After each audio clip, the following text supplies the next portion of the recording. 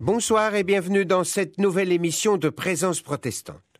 Le nom de Georgina Dufoy vous dit certainement quelque chose. Femme politique, femme de pouvoir en France, principalement dans les années Mitterrand. Cela remonte déjà aux années 80 et début 90.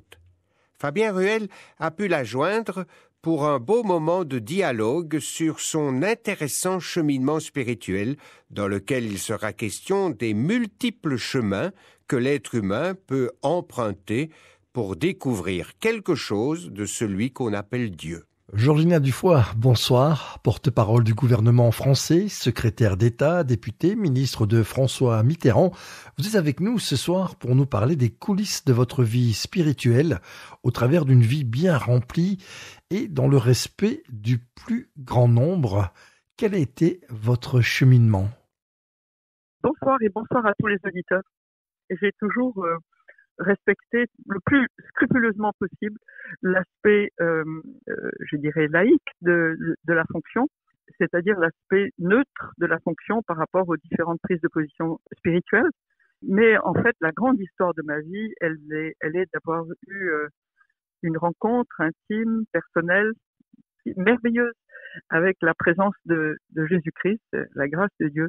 Et ceci s'est passé le 8 août 1988, alors que j'étais dans mon bureau et que dans un moment très particulier de la vie où j'étais à la fois, j'avais un bureau à Matignon et un bureau à l'Élysée, très rare en France, mais voilà, c'est pendant ce temps-là que la présence de Dieu est venue dans ma vie. Et qu'est-ce que cela a changé pour vous ? Ça a été fantastique. La personne d'après n'est pas du tout la même que la personne d'avant, mais j'ai continué à avoir des mandats publics ou semi-publics, je les ai abandonnés. Il y a plein de gens qui ont été ministres, il y a plein de gens qui ont été députés, il y a plein de gens qui ont fait tout ce genre de choses. Mais des personnes qui ont reçu la présence de Dieu en fonction sont plus rares. Et donc, je me suis dit que si je pouvais aider mes contemporains et si je pouvais témoigner de cette merveilleuse présence à mes contemporains, bah, c'était le moment. Et pour ça, il fallait que je sois libre de tout engagement public ou semi-public. Et c'est le cas. Et vous êtes le premier interview que je fais depuis ce moment-là. Donc, merci à vous. Tout le plaisir est pour nous, en tout cas. Merci d'être avec nous ce soir. Quel regard portez-vous en tant que femme sur Jésus ? Écoutez, ce qui est frappant, c'est de voir qu'au travers de l'histoire, on a dit que Jésus n'aimait pas les femmes, et alors que c'est exactement le contraire. Il a été extrêmement attentif aux femmes qui, à son époque, n'étaient pas très considérées par la société de leur temps. Et il a au contraire eu une attention et une affection pour les femmes qui est absolument magnifique. Donc je ne suis pas du tout mal à l'aise en étant femme et en étant follower de Jésus-Christ. Et donc j'ai vraiment le goût de suivre ce qu'a fait cet homme très particulier quand il est venu sur la terre il y a maintenant 2000 ans. Et cette venue a été tellement importante qu'on compte encore les années en fonction de cela. Et pour moi, suivre Jésus, aussi bien comme homme que comme femme.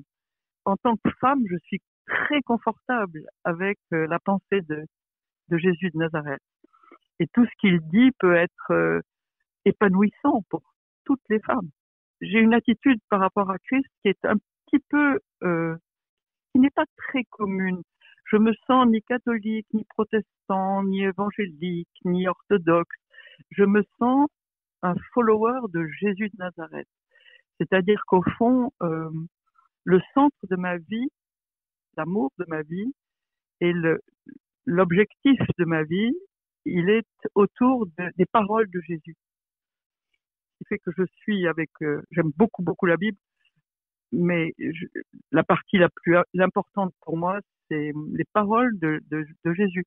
J'ai une Bible avec les paroles de Jésus en rouge pour bien les distinguer de tout le reste. Et j'ai basé ma vie là-dessus. Et en tant que femme, je suis très bien avec ces paroles, très confortable. Donc, je comprends pas très bien pourquoi, au travers de l'histoire, on a à ce point-là minimisé les femmes qui étaient autour de Jésus et à qui il a parlé. Georgina Dufoy, dites-nous, qu'est-ce que la présence de Jésus, sa personne, a apporté dans votre vie ? C'est une vraie question et c'est une question de tous les jours. Le fait d'avoir rencontré cette présence a eu pour effet en moi de me donner une joie, une paix tellement différente de celle que j'avais auparavant que je me suis appuyée complètement sur cette joie et sur cette paix et sur l'amour des personnes qui étaient autour de moi. Et c'est complètement différent. Je porte le même nom, mais je ne suis pas la même personne après et avant la rencontre avec Jésus. Donc c'est cette personne d'après qui a été encore dans la vie publique et qui n'a pas eu les mêmes réactions. Je vais vous donner un exemple. J'ai été accusée pendant 7 ans dans l'histoire du sang contaminé. Je savais très bien que nous n'avions pas fait ce qui nous était reproché. Néanmoins, le fait d'être accusé, c'est quelque chose qui vous challenge beaucoup, qui est assez particulier. Les gens qui vous détestent, les gens qui vous crachent dessus, c'est quelque chose d'assez spécial. Ce que j'ai vu, c'est que le vivre avec la présence de Christ en moi, et puis avec mes yeux fixés sur qui il est, non seulement ce que j'ai vécu n'était pas difficile, mais c'était un merveilleux entraînement pour aller vers Jésus plutôt que d'aller vers les critiques et vers le monde. Donc vous voyez, c'est pas du tout la même personne. J'ai vécu cela avec une immense peine pour les gens qui avaient souffert, mais j'ai vécu ça dans mon cœur avec de la paix et même de l'amour pour les gens qui m'accusaient. Alors c'est complètement différent. C'est pas pareil. On peut ne pas citer Christ, mais son cœur n'est pas le même. Donc effectivement, on a une attitude différente. Est-ce que j'ai répondu à votre question? Mais parfaitement, Georgina. Vous êtes d'une famille huguenote assez connue, une famille qui a combattu pour la foi. Est-ce que c'est par ce chemin-là que vous avez rencontré le Christ? Moi, on m'avait dit qu'il y avait un Dieu d'amour, mais un Dieu d'amour qui faisait que mon père mourait à 23 ans. J'ai renvoyé tout ça aux oubliettes et j'ai dit, mais c'était une blague, donc on n'en parle plus. Ce qui fait que je n'étais pas du tout dans la foi, mais pas du tout. Il n'y avait pas de foi dans ma vie. On peut dire que j'étais athée, quoi. Mais quand le Seigneur est venu dans ma vie, il est venu en utilisant des canaux tout à fait différents. Il a utilisé le canal d'un monsieur pentecôtiste qui était venu à la fois à la fin de sa vie. Il a utilisé le canal de l'évêque catholique de Nîmes. Pour moi, la parpaillotte, c'était assez bizarre parce que c'était pas du tout une habitude, mais il s'appelait Jean Cadillac et il m'a aidé à me dire, tiens, mais Jésus, le Saint-Esprit est vivant, il m'a dit. Mais moi, je savais pas ce que c'était que le Saint-Esprit. Et puis ensuite, il a utilisé des protestants. Donc, vous voyez, c'était des canaux et ce sont des canaux différents. C'est pour ça que ne sachant pas comment me définir, je me définis comme un follower de Jésus de Nazareth. Et avec cette définition-là, je peux être en accord profond avec les catholiques qui mettent Jésus en avant, avec les protestants évangéliques qui mettent Jésus en avant, avec des orthodoxes pour qui Jésus est premier. Donc c'est la personne de Jésus qui nous rassemble. Et la personne de Jésus est un phénomène de rassemblement magnifique. Alors que toutes les églises ont défini des cheminements qui sont différents. Bon, ben d'accord, les cheminements sont différents. Si Jésus est vrai, s'il est vraiment fils de Dieu, s'il est vraiment venu sur la terre, vous pensez bien que c'est tellement grand que c'est pas un seul chemin. Voilà, donc le côté huguenot de ma vie est quelque chose qui m'a beaucoup déterminé, je dirais, en termes de valeurs, de culture, de façon d'être, mais pas du tout par rapport à la foi. Je parle pour moi. Il y a d'autres gens qui ont trouvé la foi dans cette tradition, mais pas moi.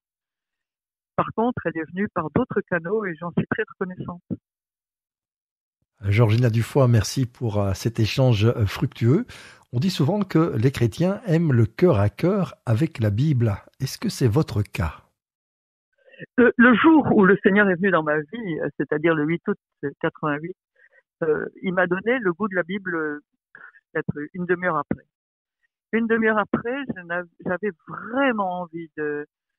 J'avais l'impression, et je crois que tous les gens qui ont vécu ça ont la même impression que moi. J'avais l'impression que c'était une lettre qu'il m'avait écrite.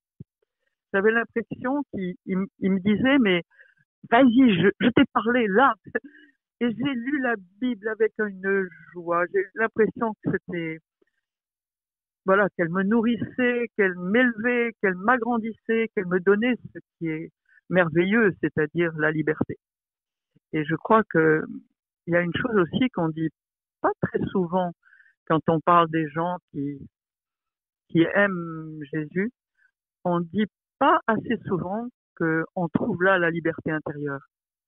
La Bible appelle la liberté des enfants de Dieu, mais c'est vrai, c'est réel, quoi. Quand je vois tellement de gens qui cherchent la liberté, je me dis, oh là, la vraie liberté, moi je l'ai trouvée intérieurement, dans les paroles de Christ.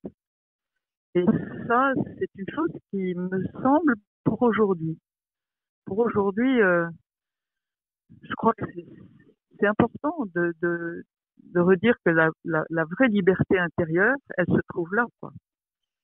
Et voilà. Je suis contente de pouvoir le dire dans tous les cas. Qu'aimeriez-vous laisser aux auditeurs en guise de conclusion? La règle d'or. Tout ce que vous voulez que les hommes fassent pour vous, faites-le de même pour eux. De là découle la loi et les prophètes. Dans la bouche de cet homme qui vit sur la terre, mais qui a la dimension d'éternité, allez-y les amis. Tout ce que vous voulez que les hommes fassent pour vous, faites-le de même pour eux. Je trouve ça magnifique. Et c'est quelque chose qu'on peut entendre même quand on est fondamentalement athée. C'est quelque chose qu'on peut entendre même si on est d'un tout autre chemin que celui de Jésus de Nazareth. Alors l'autre verset qui est de même est complètement synthétique. Maître, quel est le plus grand commandement de la loi? Et Jésus lui répondit, tu aimeras le Seigneur ton Dieu de tout ton cœur, de toute ton âme et de toute ta pensée. Ce qui est déjà d'ailleurs, ça c'est le commentaire de Georgina, c'est déjà pas très commode, mais bon, c'est la première chose qu'il répond. Et puis ensuite il répond, c'est le premier et le plus grand commandement, et voici le second qui lui est semblable, tu aimeras ton prochain comme toi-même. De ces deux commandements dépendent toute la loi et les prophètes. Il fait ces deux réponses, il lie en même temps l'éternité et la vie la plus humble, la plus quotidienne, la plus simple. Ces deux paroles sont pour moi les plus structurantes. Mais j'arrive pas à les mettre en pratique. Ma vie, c'est d'essayer de les mettre en pratique, de me casser la figure, de revenir, de recommencer. J'arrive pas du tout le temps à les mettre en pratique. Mais j'essaye. C'est l'étoile au bout de mon sillon. Georgina Dufoy, merci beaucoup. À très bientôt. J'ai soif de ta présence, divin chef de ma foi. Dans ma faiblesse immense, que ferais-je sans toi? Chaque jour, à chaque heure, j'ai besoin de toi. Viens Jésus et demeure auprès de moi.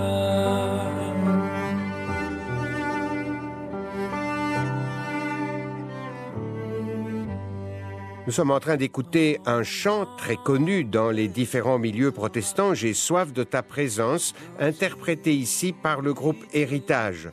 C'est le chant préféré de notre invitée de ce soir, Georgina Dufoy.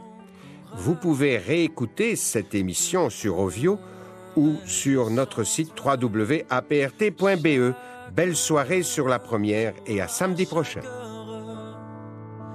J'ai besoin de toi, viens Jésus et demeure auprès